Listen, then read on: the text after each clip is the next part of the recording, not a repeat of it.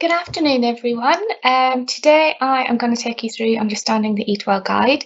It is a place that you should be regular with, or you should be aware of now, because I've mentioned it many times in all the other previous wellness sessions. But it's one in which I feel is really important in helping you maintain a healthy, balanced lifestyle. So today I'm going to take you through how you can use it from a practical point of view. So here we go, the good old Eatwell guide. This was developed by Public Health England and revised a couple of years ago, so there are a few changes that were made. Basically, there are food groups within the food plate, and you are expected to try and aim to have each of those food groups every day to maintain a healthy, balanced diet, and that will ensure that you get all the vitamins and minerals you need to stay nice and fit and healthy. Now, I'm not an advocate of taking supplements, and I do believe that you should be able to get everything that you need through your food. However, back in 2016, the government did find that we actually, as a nation, are becoming increasingly deficient in vitamin D. And therefore, they have advised that during the winter months, so through September to March, we should, if we wish, consume 10 micrograms of vitamin D supplementation. Now, this is because vitamin D is predominantly from sunlight, and it's all to do with the sun rays and the latitude, and during the winter months the sun actually is lower. Also, it is less bioavailable from foods. However, there are many foods that are actually fortified with this nutrient. There are other parts to the Eatwell guide, so it's not just about a plate, and so I will discuss those today as well. So we are going to start off with the main food group within the Eatwell guide, and this is called potatoes, bread, rice, pasta, and other starchy carbohydrates. Now, this should make up over around a third of the food that we eat over the period of a day and make up around a third of our plate. It provides us with the body's preferred source of energy. Now, what I mean by that is the body is able to break that form of energy from the carbohydrate down more easily.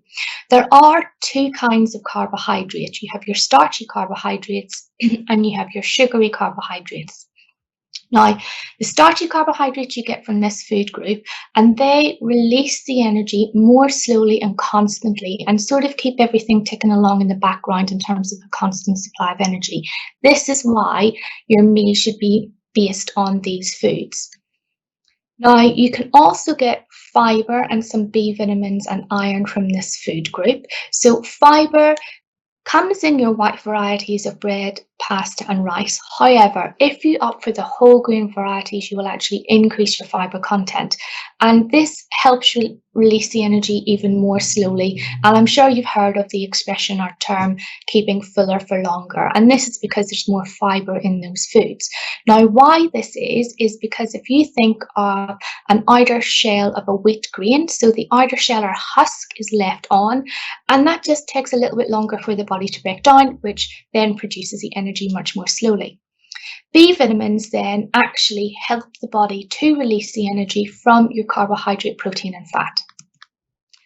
It is recommended that we consume 30 grams of fiber per day, but I like my stats, and research has found that actually on average we are only consuming 19 grams per day. So it is really important to try and include fiber within your diet. How do we do that? You'll find out in a few minutes. So we should, within this food group, aim for 3 to 4 portions per day. And if you think logically, this is very easy to achieve. Breakfast, if we have our cereal, our porridge, cornflakes, Rice Krispies, etc., that would count as 1 portion. Then for lunch, if we have a sandwich or a wrap, and then for dinner, if the base is like a pasta meal, or we have some veg, meat and potatoes, or chili con carne, for example, you can see where it's quite easy to get your 3 portions, and then your 4th portion potentially could be maybe a little snack or some supper in the evening. before you go to bed. In terms of what one portion counts as, I know, we're always given weights, but it's quite nice to be given a practical kind of what it looks like. So for dried pasta or rice, it would be 2 handfuls, roughly. A bunch of uncooked spaghetti, around the size of a £1 coin. 2 hands cupped together of cooked pasta and rice. Sorry, I just noted I've missed the cooked part of that. And a baked potato around the size of your fist would all count as one portion. In terms of whole grain, if you opt for the brown bread, brown pasta and rice, that will help. And if you were to eat the skin of the baked potato, that would increase your fibre content, as well as keeping the skin on chips also would help. We move on then to fruits and vegetables. So this is another quite substantial food group within the plate. And it's well known that we should aim for 5 a day. I think it's probably been drummed in for us for like last 20 years or so. Fresh, frozen, dried, canned, in juice, not in syrup, counts, as well as some vegetables. From a catering perspective, it is 80 grams is equal to 1 portion. However, as you'll see in the next slide, 1 portion is equal to 1 handful for you as an individual. That is the best guide. Obviously, a banana, apple, orange, pear, etc., 1 portion is 1 item of fruit. From a dried fruit point of view, it's around 30 grams, which would be half the size of a hand, give or take. And then for juices and smoothies, so these will also count as one of your 5 a day, but regardless of how much you drink, it will only amount to one of your 5 a day, and 1 portion is roughly 150 milliliters. So if you think of the smoothie bottles that you would buy out, so like the likes of Innocent, etc., they tend to be around 300. So technically that is 2 portions, but it would only count as one of your 5 a day. Beans and pulses will also count as one of your 5 a day, but again, it does not matter how many portions or spoonfuls you have, they will only count as 1. We do recommend that you consume a variety of colours, and this will maximise your vitamin and mineral content, as well as the different colours actually complement each other. So what I mean by that is that they help with the absorption of another nutrient. A really good example is if you think of green leafy vegetables. These are a great source of iron for vegetarians and vegans. However, they're in the form of iron that the body finds a little bit harder to break down. So if you have some vitamin C, so perhaps a glass of orange juice, the vitamin C in that glass of orange juice helps the body to break that iron down. So, it is really good to mix the colours and also give a good variety of your fruits and vegetables to ensure you get a good mix of vitamins and minerals. Obviously, over-consuming in anything is not a good thing. And again, if you were to like live off oranges and kind of not take another, it potentially could inhibit the absorption of another nutrient as well. So again, the best motto is everything in moderation. You also need to be mindful of what way you cook your vegetables, because these, raw vegetables don't have that many calories. They're more from a nutrient dense in terms of vitamins and minerals. If depending on the way you cook will actually add the calories. So don't be eating, say, vegetable fritters all the time because they're deep fried and that's what's going to add the calories. Adding butter for flavor, etc., again will also add the calories to your vegetables as well. It is best to steam. If you boil, see if you can use the water for something else that you're using within your meal, because if you boil too much, the nutrients will actually leach out into the water.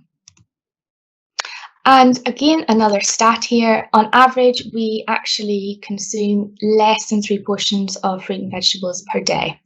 So for me as a nutritionist, if you're getting 3, obviously not less, I don't see alarm bells ringing completely here, provided throughout the whole period of a week there is lots of variety, but equally, it can be quite easy to fit fruits and vegetables into every meal.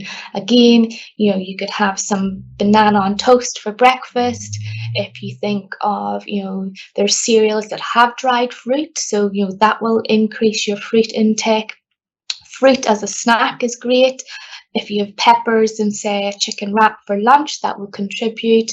And again, for your dinner, it's very easy to get some vegetables squeezed into your meal. If you think of curries, great way of adding vegetables into sauces. So it's quite easy to try and up your intake. But don't worry too much as long as you have a good variety throughout the whole period of a week. The next food group is dairy and alternatives, and alternative really is the operative word here because this is an increasing market with people often avoiding dairy foods from, and opting for the likes of soya milk and oat milk, etc. So this food group provides us with some calcium, protein, B vitamins, in particular B12 and B2, some vitamin A, and often these products will be fortified with vitamin D as well. We should aim for 2 to 3 portions of this food group per day. And again, it's quite easy to fit this in. So, 200 milliliters of milk is 1 portion. Opt for the semi or skimmed rather than full fat, unless you're under the age of 5. A pot of low-fat yogurt, just an average size pot is 1 portion. Cheese, now this is the interesting one, 30 grams is equal to 1 portion, which is roughly the size of a matchbox, and it is quite easy to go over that if you are just cutting a piece of cheese, a chunk of cheese off a block. However, a way of kind of reducing the portion size would actually be to grate it. So if you're going to have cheese in your sandwich, if you can grate the cheese, you'll still be able to have the spread all over the sandwich, but potentially you will have a less amount. Soft, so that's for hard cheese. Soft cheese is roughly 3 teaspoons. And in terms of cereal, it's 125 milliliters would be 1 portion along with your cereal and a pot of yogurt. It doesn't include creams and butters because this actually forms part of another food group. This food group does tend to be quite high in saturated fat if it's coming from the dairy source. So it is really important to always opt for low-fat options. In terms of the alternatives, they often are lower in fat and should be fortified so that they are essentially are nutritionally identical to the dairy products that you see on the market. So just be aware of that and ensure, if you are, say, dairy intolerant and you're looking for alternatives, do make sure that you're getting your calcium in particular and your vitamin D from either a fortified substitute or alternative or from other food sources as well. Yogurts, etc., can also be quite high in sugar, so it is important to try and opt for the lower sugar ones. However, often if they're lower in sugar, they tend to be higher in fat. So it's trying to sort of look at the front of pack label to make a better informed choice of the overall healthier product out of the dairy. Quite a nice story to tell, really. Often we are saying we're eating far too much, and this is a bad thing. But our calcium intakes have increased over the last 30 years. However, there are still population groups that are deficient. So, for example, as adults, we reach our peak bone mass by roughly the age of 18 to 20, and that is all to do with our bone density. If we don't maintain it through the food that we eat, our peak bone mass will start to decrease, which is not a good thing. Weight-resistant exercise will help with this, but also including dairy and alternatives within your diet will also help. And then also, those women that are going into the menopausal phase, they also may have reduced bone mass, particularly if they've started off on a lower peak bone mass. And so again, it's really important to ensure that they have a good calcium intake within their overall diet. Moving on to the next group then, it's beans, pulses, fish, eggs, meats and other proteins. A little bit of a long tongue twister one, but an important one all the same. Slightly smaller in terms of, the proportion it makes of the overall plate, but one of the food groups that is often misperceived in terms of how much you need within your diet in terms of the nutrients that you get predominantly from this group. So the main nutrient people associate with this group is protein. However, you can also get omega-3 and omega-6, some iron, and lots of other vitamins and minerals as well, but these are the predominant ones. Now, there is a lot of misperception about protein. One, where it comes from, the amount that we need, and its sources. Whilst this food group does provide us with protein, lots of other foods provide us with protein, albeit in minimal amounts. And basically, if I were to nutritionally analyze one of our recipes, I will find, even if there's not beans pulses or egg or meat, there will still be a little bit of protein whenever I nutritionally analyze that particular recipe. And this is because it's found in an array of foods, but a minimal amount. However, it will all add up throughout the day. Some of these foods in this group also tend to be high in saturated fat, in particular red meat. So the recommendation is to opt for more fillet cuts and those ones that have lower fat, or to trim the fat off before cooking or after cooking. Just don't eat it, basically, and that will help reduce your saturated fat intake.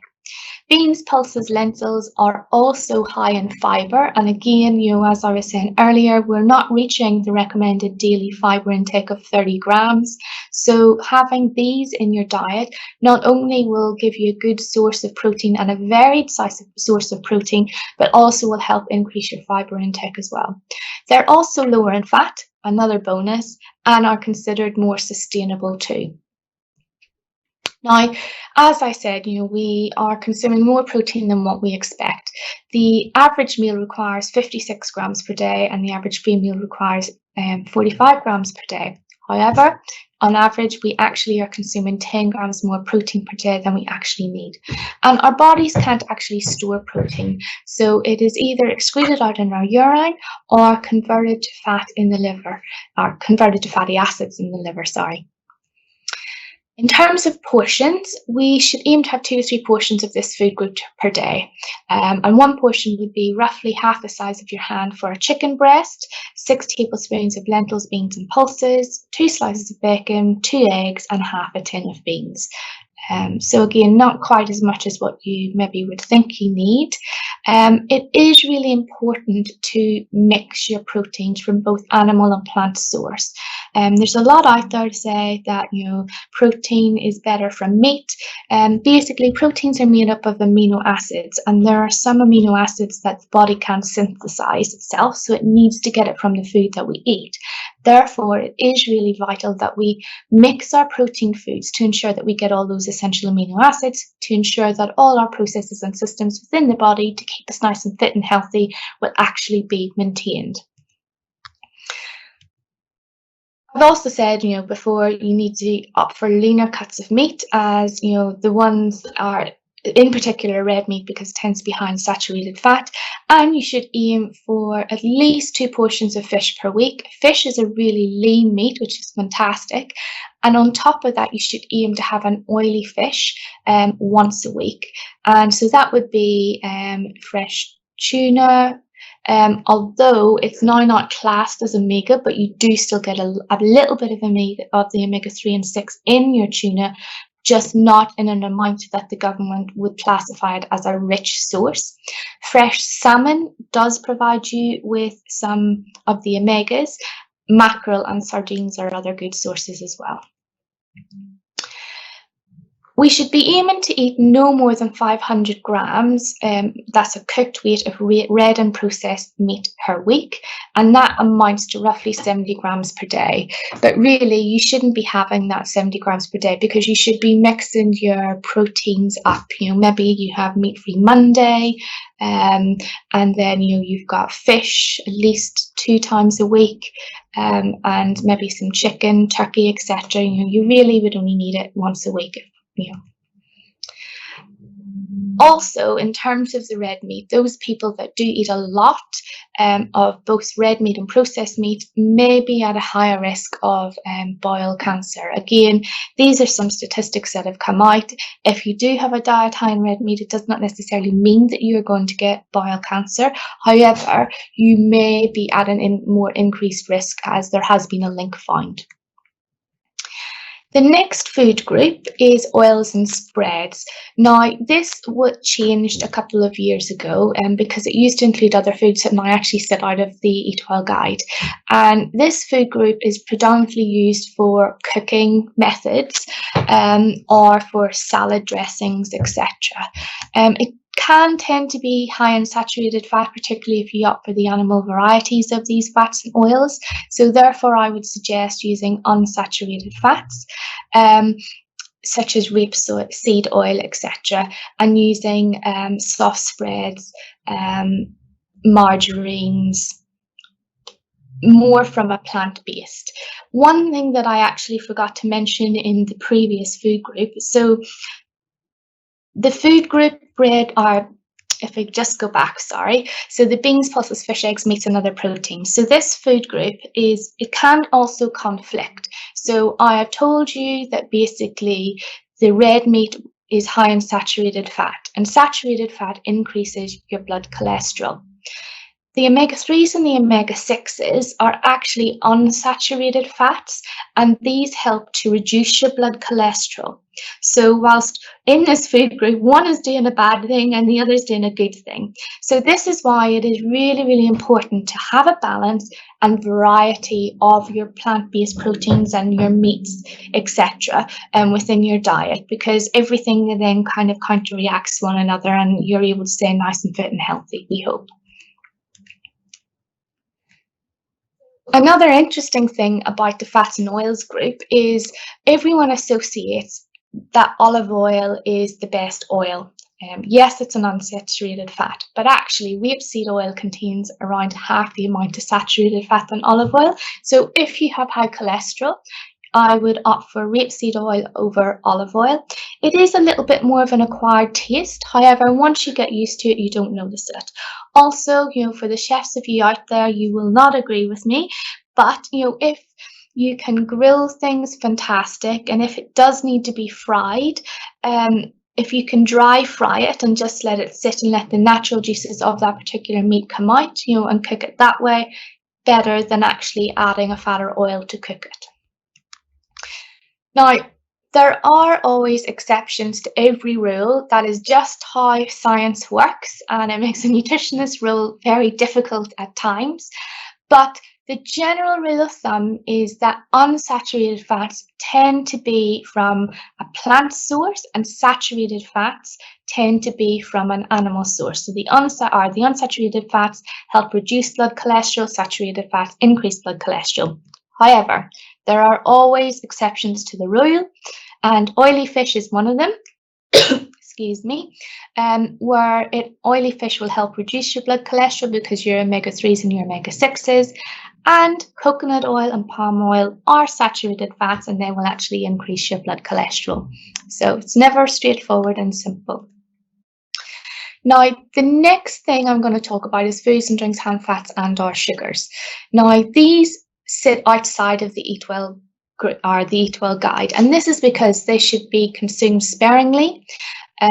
They do tend to be quite high in fat, saturated fat, sugar, and salt, and this is what will make us in positive energy balance. So we're consuming more energy than our body needs. Over a period of time, we will start to put on weight. That will increase our risk of high blood pressure, also because we're having a high fat, salt, and sugar diet, high cholesterol, and type 2 diabetes. So it is really important that we reduce these. There are always healthier options of these foods, so there's lots of diet and zero products, low in fat, low in sugar. So just have a look. It also includes your takeaways. So, do think about what you're ordering, but if you were to cook it at home, so a great example is a pizza can actually make up the whole Eatwell guide. You think of your base, you've got your bread, rice, pasta and cereals food group. Then the tomato sauce or puree, it could contribute to 1 of your 5 a day. If you put if it's ham and pineapple, the pineapple will contribute to 1 of your 5 a day. You've got your dairy from the cheese, and then you have your meat, fish, eggs and beans food group from the ham. So you can see that you can always make things healthier. Same goes with chips versus wedges. You can also, if you opt for wedges, there's less surface area for the fat to be absorbed, and again, if you were to grill them, even better. So you can't answer me back, but I just thought I'd put these up to kind of highlight that often there's more in food than what you realise. So it's really about thinking about what you're consuming and being a little bit more mindful. So you would associate, obviously, that the burger is higher in fat. However, there is a minimal amount in it. And if you think logically, I didn't tell you what dressing or whatever was on the salad, but that will increase the fat content, as well as the chicken looks breaded because it's a takeaway salad. It probably was deep fried, and that's going to increase your fat content. In terms of sugar, again, you can't tell me what you think it is. It is the obvious in terms of the Fanta is the highest in sugar, but again, there's minimal in it. If you think logically, again, tomatoes, you need a consistent product. Tomatoes can be quite sour depending on the time of year and where they're from, so you've got to add a little bit of sugar to sweeten it up, as well as it will act as a preservative. And then the flavoured water, again, it's got to be palatable. It's flavoured with fructose, which actually is a natural sugar. And that is going to increase the sugar content. So you've got to factor that into your overall daily calorie intake as well. Just to touch a little bit on salt here. So basically, we are advised to have a maximum of 6 grams of salt per day, which is roughly a teaspoon. Now, that is not added salt. That is total salt, from the food, etc., that you consume throughout the whole day. On average, we are consuming 8.1 grams, which is roughly around 35% more per day, which doesn't sound much. It's only 2.1 grams extra per day, but over the period of a week, month, year, it all adds up. And having a diet that is high in salt will increase your risk of high blood pressure. And that, along with high cholesterol, is something that you don't know that you have unless you get tested. So if you have a blood test or you have your blood pressure checked, or you keel over, and in that instance, it's actually too late. So this is something, where I always say whenever we're giving these talks, you've got to think about what you're putting in, because you may look nice and fit and healthy on the outside, but you don't know what's going on in the inside as well.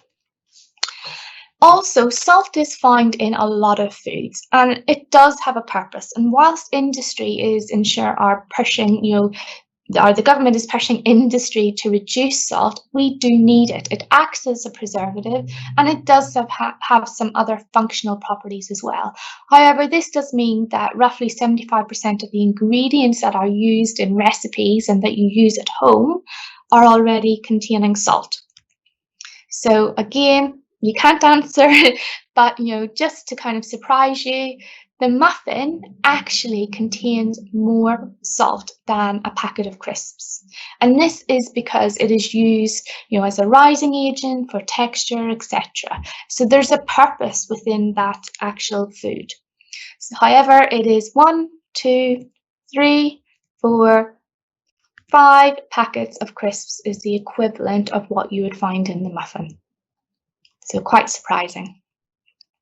The next bit is fluids. Now, this sits out of the Eatwell guide, but something that is really vital, because we are made up of approximately 75% of water, which again, if you think logically, we excrete liquid, our feces even has liquid, our blood, which pumps everything round our body, and our water vapor and sweat's all liquid. So if we're excreting, we need to keep it topped up. So you should aim to drink roughly 2 litres per day, or 68 glasses. You do need to factor what you drink into your daily calorie intake. So ideally, non-added sugar squashes and fruit juices, etc. Fruit smoothies and juices are great because they count as as one of your 5 a day, but they also are quite high in sugar, so you've got to factor that in. So just drink little and often throughout the day is the best recommendation, and monitoring the colour of your urine, so it needs to be a pale yellow colour rather than a dark yellow, is the best option. The front of pack labelling is also outside the Eatwell guide, and this is put on because it is supposed to help consumers at a glance choose a healthier option. However, you've got to understand it to be able to use it to opt for the healthier option. So just to explain it a little bit, as we will have a session explaining food labels, but you will have the energy measured in calories and kilojoules, fat, saturated fat, sugar and salt on the front of pack of the majority of products. The fat, saturated fat, sugar and salt are per portion as well, as the energy will be in portion and per 100 grams. You can compare the per 100 grams for like products to see which one you would opt for the calories if you're looking at calories. However, it is really important to look at the whole front of pack labelling, because often you may have a product that is higher in calories but lower in fat, saturated fat, sugar and salt. And this would highlight that the extra calories are actually coming from a healthier source, i.e. your starchy carbohydrates, and therefore the body will utilise that energy more effectively, and it is better to go for a few calories higher.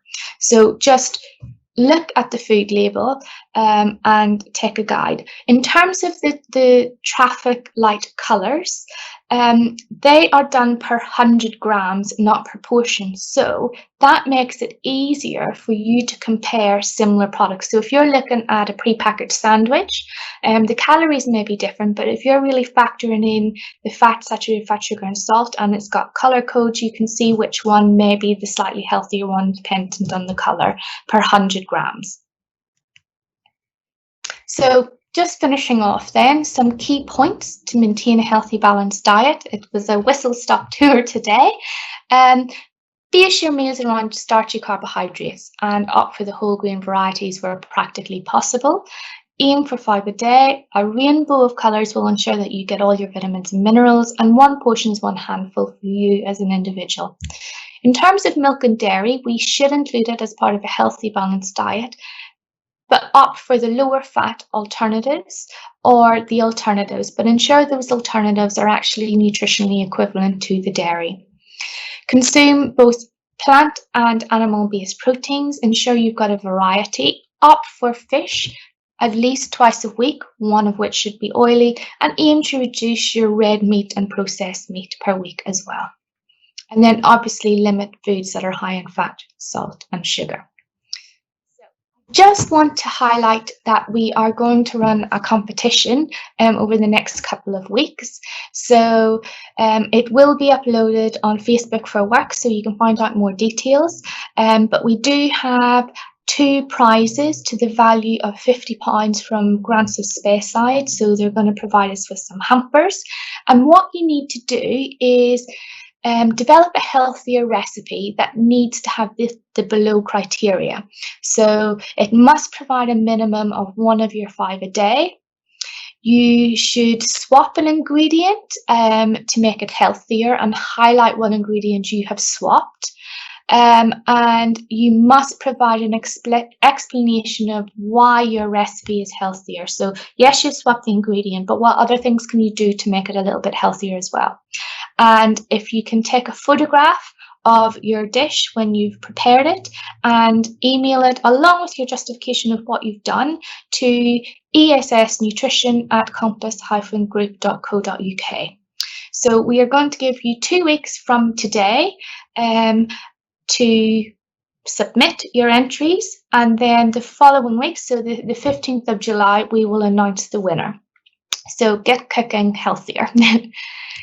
Just a reminder then, we have our ESS, so our We Are ESS YouTube channel. So this will be uploaded along with a short video clip on the Eatwell guide.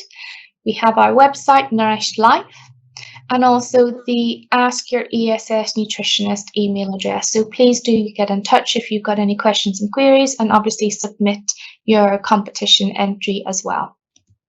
Next week, we are going to go through digestive health.